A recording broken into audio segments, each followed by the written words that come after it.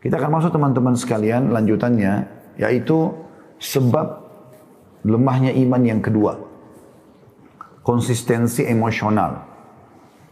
Kata penulis di sini, setiap manusia pasti memiliki perasaan atau emosi dan dalam kurung maksud saya emosi ya. Setiap manusia pasti memiliki perasaan dalam kurung emosi dan akal sehat kecuali manusia yang telah Allah cabut akalnya atau gila. Akan tetapi terkadang sebagian manusia tenggelam di dalam lautan emosi hingga tidak memiliki sikap bijaksana yang menyebabkan kemandulan dalam berpikir. Lalu kondisi seperti ini menyebabkan seseorang mudah melakukan kesalahan serta meninggalkan yang benar. Inilah kondisi yang dialami oleh sebagian orang yang bersikap konsisten secara emosional dalam kurung perasaan. Bukan karena keinginan sendiri atau kesadaran suci. Terkadang sikap konsisten semacam ini timbul karena dipengaruhi suatu nasihat yang ia dengar atau karena suatu kalimat yang mempengaruhi dirinya. Dan pengaruh semacam ini bersifat sementara atau temporer serta mudah hilang, terutama ketika cobaan kecil dialami oleh hatinya, hingga melemahkan sikap konsistennya, bahkan terkadang melenyapkannya sama sekali. Fakta dan pengalaman telah berkata seperti itu. Hal terpenting dalam sikap konsistensi adalah adanya kemauan kuat, kesadaran total, dan adanya kemauan keras. Orang yang memasuki wilayah konsistensi seharusnya mengetahui bahwa keselamatan dan kebahagiaan dunia akhirat dan untuk mendapatkan kecintaan Allah adalah dengan mentaatinya dan berpegang teguh pada Al-Quran dan Sunnah Rasulullah Sallallahu Alaihi Wasallam. Saya jelaskan dulu lebih jauh masalah ini. Emosi, marah adalah bagian daripada potensi yang Allah berikan. Bahkan dia bisa menjadi sesuatu yang berpahala kalau diletakkan pada tempatnya, yaitu marah atau emosi pada saat terjadi pelanggaran agama. Sebagaimana Aisyah Ummul Mukminin radhiyallahu anha berkata, Rasulullah SAW tidak pernah marah kalau berhubungan dengan hak beliau pribadi. Tapi beliau marah kalau sudah haknya Allah dilanggar. Ya. Jadi kita boleh marah. Tapi kalau misalnya kita melihat pasangan kita melanggar agama misalnya, kita sudah ingatkan gak mau dengar, anak kita melanggar agama, bawahan kita melanggar agama, sahabat kita melanggar agama, kita boleh mengingatkan. Dan di situ boleh marah, tapi marah dalam arti kata juga terkontrol, ya. Karena ada juga marah yang tercelah, yaitu marah dalam semua keadaan. Dan ini berbahaya teman-teman, bisa menjadi seperti penyakit jiwa. Karena orang kalau sudah terbiasa selalu marah bawaannya, mukanya kelihatan tua, keriputannya banyak, ya. Pikirannya tidak terarah. Karena dia tidak tahu harus berbicara apa. Emosi, marah itu membuat pikiran kita jadi buntu, ya. Mandul. Gak bisa sama sekali kita mendapatkan solusi dari permasalahan. Anda kalau lagi marah, sulit sekali untuk bisa berpikir, gitu kan. Oleh karena itu syaitan menunggangi pintu marah ini luar biasa. Ya. Dia selalu memancing emosi orang. Juga hatinya tidak tenang. Anggota tubuhnya pun tidak stabil. Ya. Berpengaruh sekali dalam kejiwaannya, dalam keputusannya, dalam pekerjaannya. Maka kontrol emosi itu. Kontrol. Nabi SAW bersabda kepada seorang sahabat, Inna fika khaslatan yuhibbuhum Allah wa rasuluh. Dalam dirimu ini ada dua sifat yang sangat dicintai Allah dan Rasulnya. Maka sahabat ini berkata, ya Rasulullah, apakah itu ada dari diriku, dalam diriku, atau Allah memang yang memberikan kepadaku? Kata Nabi SAW, Allah memberikan kepadamu. Dan kedua itu adalah al-hilmu wal-anat. Artinya, tenang dalam mengambil sebuah keputusan, walaupun dasarnya sudah sangat mengundang emosi, gitu kan. Dan bijaksana. Walaupun dia dalam kondisi marah pun misalnya, dia tidak akan menentukan keputusan kecuali dengan adil, dengan benar. Seperti itulah. Di dalam surah Al-Imran, saudaraku seiman, Anda bisa buka surah nomor 3 ayat 133. Allah Subhanahu wa taala di situ menyebutkan, ya. Saya berharap teman-teman coba buka surah ini, ayat ini di Al-Imran. Kalau Anda sudah buka, saya akan bacakan. A'udzu billahi minasyaitonir rajim. Bismillahirrahmanirrahim. Wasari'u ila magfiratin min rabbikum wa jannatin arduha as-samawati wal ardu uiddat lil muttaqin. Dan bersegeralah kamu kepada pengampunan dari Tuhanmu. Kalau kau punya dosa, segera taubat sebelum datang ajal, menyesal nanti. Istighfarlah, ya. Taubat kepada Allah SWT, kembali kepada Allah. Dan kejar surga. Setelah itu kau sibuk dengan amal soleh yang luasnya seluas langit dan bumi, yang disediakan untuk orang-orang yang bertakwa. Baik, sekarang wahai Tuhan kami, ya Allah, kami ingin tahu orang yang bertakwa itu siapa saja, supaya kami bisa diterima taubatnya, kami bisa masuk surga, menjadi penghuninya. Allah sebutkan di 134-nya. Salah satunya nanti adalah yang jadi bahasan kita ini. Allah mengatakan yaitu orang-orang yang bertakwa, alladzina yunfikuna fis sarra'i wad-dharra'i wal qadhimina al-ghaidh wal qadhimina al-ghaidha wal 'afina 'anil nas wallahu yuhibbul muhsinin. Yaitu orang-orang yang suka menafkahkan hartanya baik di waktu lapang maupun sempit. Dia lagi kaya atau dia lagi susah, tetap dia bersedekah. Itu ciri keimanan. Dan juga ini yang jadi saksi bahasan kita, orang-orang yang menahan amarahnya, ya, emosinya.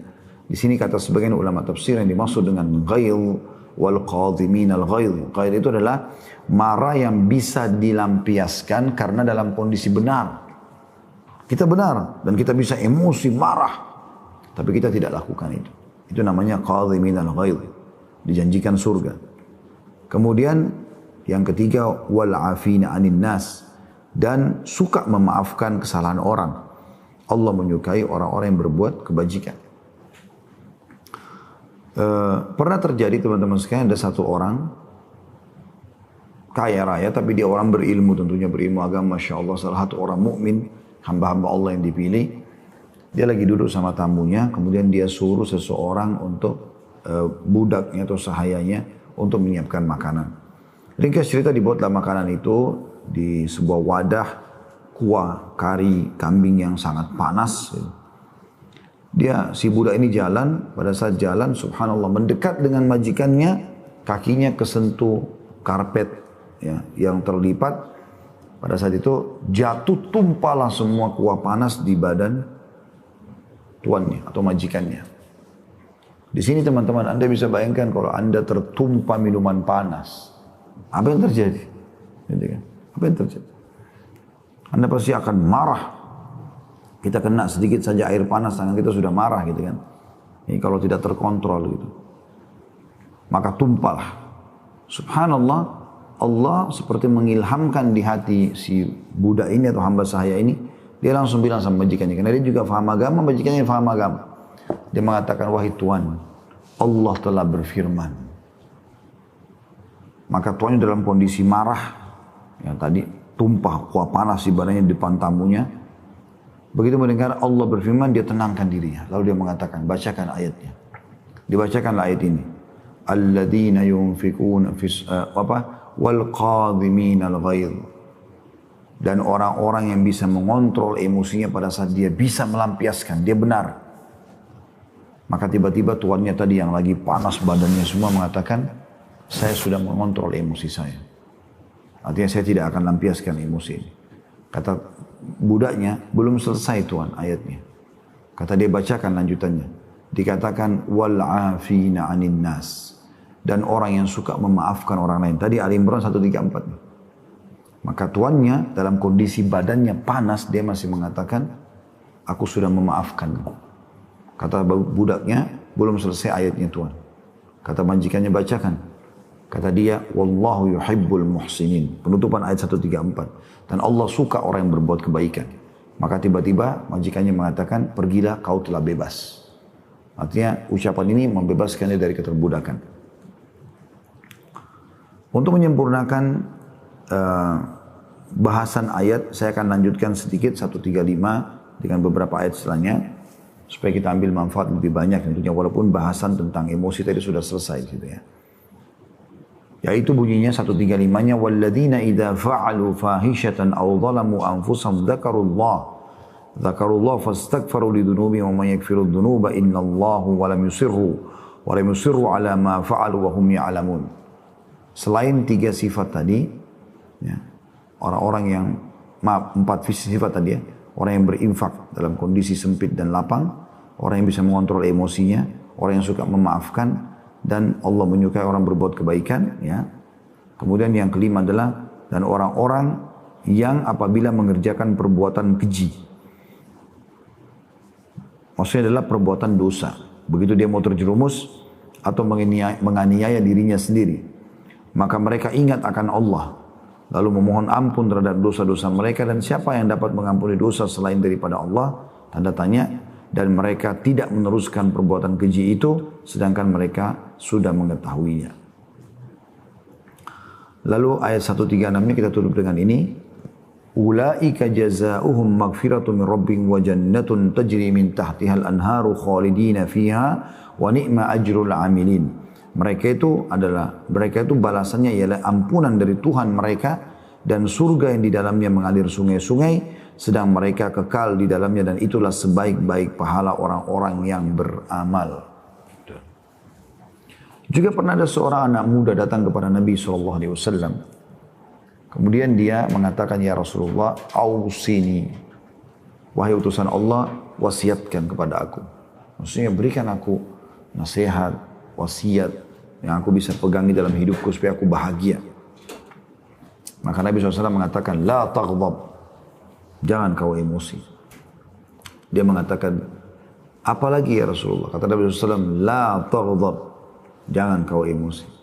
Apalagi ya Rasulullah? Yang ketiga kali dia mengatakan, kata Nabi SAW yang ketiga kali, la taghdab, jangan kau emosi. Ya. Dan teman-teman, sekali lagi emosi adalah potensi dalam diri, tetapi emosional yang tidak terkontrol ini berbahaya. Akhirnya orang kalau membiasakan ini ditunggangi oleh syaitan bisa merusak kejiwaannya. Ada orang subhanallah karena seringnya emosi, apa saja depannya dianggap sebuah bahan untuk emosi. Ya. Dia lagi naik mobil, ada orang melewati mobil dia, marah-marah. Haknya orang di jalan, dia mau lebih dulu. Kenapa? Kadang-kadang saya temukan ada orang begitu dulu, pernah saya temukan di jalan. Dia jalan dengan lambat tapi di sebelah kanan. Saya udah kasih tanda dim lampu mobil, gak pindah. Saya klakson, gak mau pindah. Subhanallah gitu. Tidak tahu kenapa. Dan uniknya, setelah lama mungkin saya klakson, saya tetap mau dia supaya bisa memahami masalah itu. Ya, karena kita melambung dari sebelah kiri mungkin ada peringatan gitu kan. Kita tetap di jalur, memang jalur cepat. Dia pindah ternyata dia kesannya marah gitu. Kayak buka jendela marah. Kan subhanallah, udah salah, kenapa harus marah gitu. Ada orang seperti itu. Ya, ada orang lebih parah lagi. Karena sukanya emosi sampai pasangannya tidak nyaman di sebelahnya. Apa saja marah, apa saja marah. Gitu. Kecuali memang itu pelanggaran yang memang pelanggaran, masuk dalam pelanggaran agama ya. Misalnya memang ya dia nusyud, istri atau suaminya memang pelaku maksiat, mungkin lah. Dia marah karena memang terjadi pelanggaran agama gitu. Tapi kalau enggak, telat sedikit bawa minuman, istri sudah dimarahin. Suami sedikit telat pulangnya sudah marah. Kenapa ini? Ada lebih parah daripada itu. Marah terhadap dirinya sendiri. Karena terlalu emosional dan dia menjadikan sebagai sebuah pola dalam hidupnya. Dia temukan memang mukanya sudah nggak nyaman untuk dilihat karena semuanya emosi. Semuanya bergaris-garis wajahnya karena semuanya marah. Dia kalau mau pakai baju, misal dia salah sendiri, kancing dia. Tadinya di sini misalnya dia ganti dengan kancing yang di bawahnya misal. Contoh. Sudah cukup dia marah pada dirinya sendiri. Atau dia mau pakai sendal, rupanya karena buru-buru terbalik sendalnya. Atau dia salah pakai sendal, dia marah dengan dirinya sendiri. Ini kenapa? Atau angin, kebetulan kena kencang, pintu sempat tertutup dengan keras, marah dengan angin dan pintu. Apa hubungannya? Ya sudah terjadi. Coba redam diri. Karena terbiasa dengan emosi ini akan membuat lemahnya iman. Ya. Kita akhirnya sampai pada tingkat memungkiri apa yang telah Allah SWT takdirkan. Hujan. Hujan lagi nih. Kok hujan terus sih? Nah, kan jadi protes keputusan Allah SWT, padahal Allah lebih tahu masalah itu. Bukan tugas kita protes. Anda kalau kerja di perusahaan lalu Anda banyak protes atasan Anda, sudah cukup Anda dipecat. Bagaimana dengan protes Allah Subhanahu wa taala? Bahkan Allah Subhanahu wa taala menakdirkan semua dengan kemahaluasan dan kemahaadilan, kemahaluasan ilmunya dan juga kemahaadilannya. Allah tahu kenapa di sini turun hujan, kenapa di sini jarang turun hujan, kenapa di sini turun salju. Semua itu ciptaan Allah Subhanahu wa taala. Allah lebih tahu. Sebagaimana pemilik perusahaan tahu kenapa dia harus cat warna coklat dinding kantornya, kenapa dia harus pilih jenis komputer ini buat pegawainya, kenapa dia harus kasih tentukan jam kerja, dia lebih tahu. Dan orang yang bekerja cuma tahu ikutin saja peraturan. Kapan dia protes kemungkinan besar dia akan dikeluarkan, gitu kan. Seperti itu kurang lebih. Maka harus kita kontrol tentang masalah emosi ini, karena kalau tidak maka akan jadi masalah baru dalam hidup seseorang. Dan itu bisa melemahkan imannya, selemah-lemahnya gitu. Ya.